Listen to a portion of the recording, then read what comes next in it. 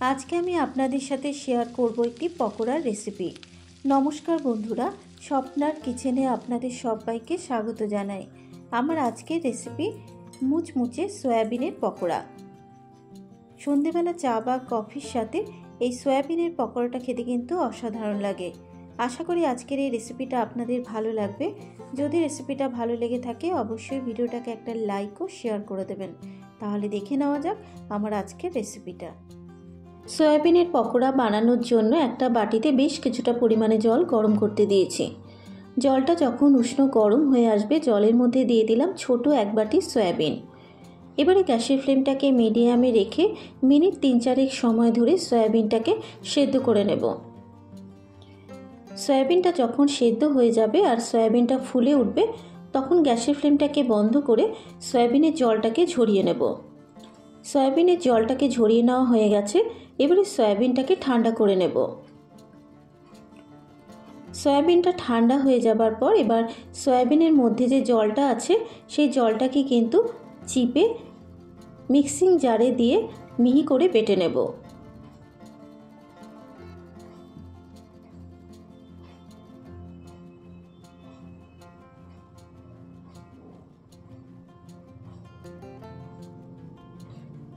সয়াবিনটা বেটে নেওয়া হয়ে গেছে। এবারে সয়াবিনটাকে একটা বাটির মধ্যে ঢেলে নেব। এবারে বেটে নেওয়া সয়াবিনের উপরে দিয়ে দেবো একটা বড় সাইজের পেঁয়াজ কুচানো। এখানে পেঁয়াজটাকে আমি একটু লম্বা মিহি করে কুচিয়ে নিয়েছি। দিয়ে দিচ্ছি 1 চা চামচ রসুন কুচানো, 1 চা চামচ আদা কুচানো, দেব বেশ কিছুটা পরিমাণে ধনেপাতা কুচানো, 4 থেকে 5টা কাঁচা লঙ্কা কুচানো, তবে ঝালটা আপনারা আপনাদের নিজেদের স্বাদ অনুসারে অ্যাড করবেন। দিয়ে দেব 2 চা চামচ বেসন, 2 চা চামচ চালের গুঁড়ো, 1/2 চা চামচ হলুদ গুঁড়ো, 1/2 চা চামচ জিরের গুঁড়ো, দেব 1/2 চা চামচ লঙ্কার গুঁড়ো, দিয়ে দিচ্ছি 1/2 চা চামচ গরম মশলার গুঁড়ো আর সবশেষে দিয়ে দিলাম স্বাদ মতো নুন। সব কিছু উপকরণ দেবার পর এবার সয়াবিনটাকে খুব ভালো মতো করে মেখে নেব। এখানে কিন্তু আমি কোনো জলের ব্যবহার করছি না। যদি জলের প্রয়োজন হয় তাহলেই কিন্তু জলের ব্যবহার করব।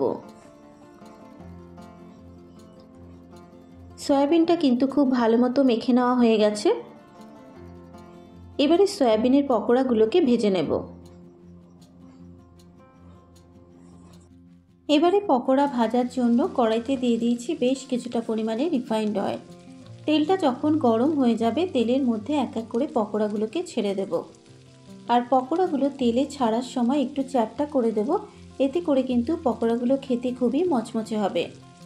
এবারে গ্যাসের ফ্লেমটাকে মিডিয়ামে রেখে পকোড়াগুলোকে গোল্ডেন ব্রাউন করে ভেজে নেব। পকোড়ার এক পিঠ ভাজা হয়ে যাবার পর এবার পকোড়াগুলোকে উল্টে দেব। তবে বেশি হাই ফ্লেমে দিয়ে কিন্তু পকোড়াগুলোকে ভাজবো না। বেশি হাই ফ্লেমে দিয়ে যদি পকোড়াগুলোকে ভাজা হয় পকোড়াগুলো কিন্তু ওপর থেকে পুড়ে যাবে আর ভেতর থেকে কাঁচা থেকে যাবে। তাই যখনই পকোড়াগুলোকে ভাজবো গ্যাসের ফ্লেমটাকে মিডিয়ামে রেখে ক্রমাগত নেড়ে চেড়ে পকোড়াগুলোকে গোল্ডেন ব্রাউন করে ভেজে নিতে হবে।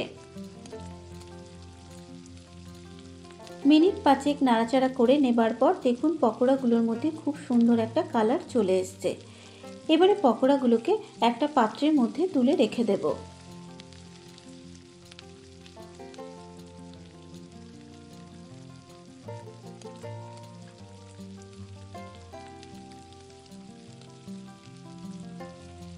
প্রথম ব্যাচের পকোড়াগুলো ভেজে নেবার পর এবার বাকি পকোড়াগুলোকেও আমি ওই একইভাবে গোল্ডেন ব্রাউন করে ভেজে নেব।